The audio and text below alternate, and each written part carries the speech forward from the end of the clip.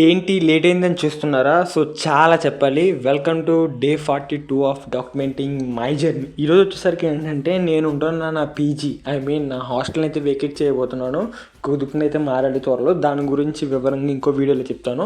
So ఏంటంటే చాలా వరకు నేను ఒక 2.5 months ఈ హాస్టల్లో ఉన్నాను.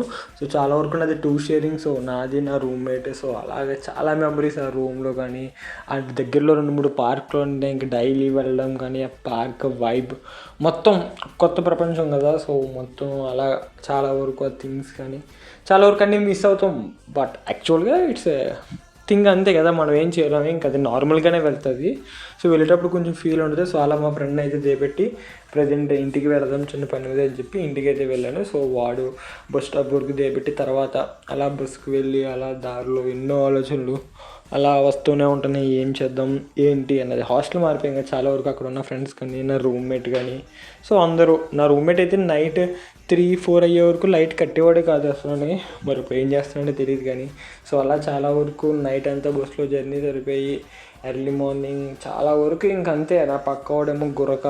సో చాలా వరకు చాలా ఇబ్బందులు పడుతూ అలా మార్నింగ్ అయితే మొత్తానికే మన ఇంటికి అయితే ల్యాండ్ అయిపోయాం. సో ప్రజెంట్ చిన్న పెళ్ళి ఉన్న వాళ్ళు అయితే రావడం జరిగింది. సో చాలా వరకు ఈ వీకెండ్ ఇండిపెండెన్స్ డే ఇవన్నీ రావడం వల్ల ఇంకా జర్నీ వస్తుంది కానీ నేను కనిపించను. చాలా వరకు నా వాయిస్ ఓవర్ ఇస్తాను జస్ట్ ఏమైనా థింగ్స్ పెట్టి. సో చాలా వరకు ఎందుకంటే డైలీ రెడీ ఇదంతా పెట్టేవాడిని కదా, ఈసారి జస్ట్ వాయిస్ ఓవర్ ఇస్తాను ఈ 4 రోజులు. సో చూద్దాం. మీరు ఎక్కడికి వెళ్తున్నారు ఈ వీకెండ్ నాకు కామెంట్ చేయండి. Thank you.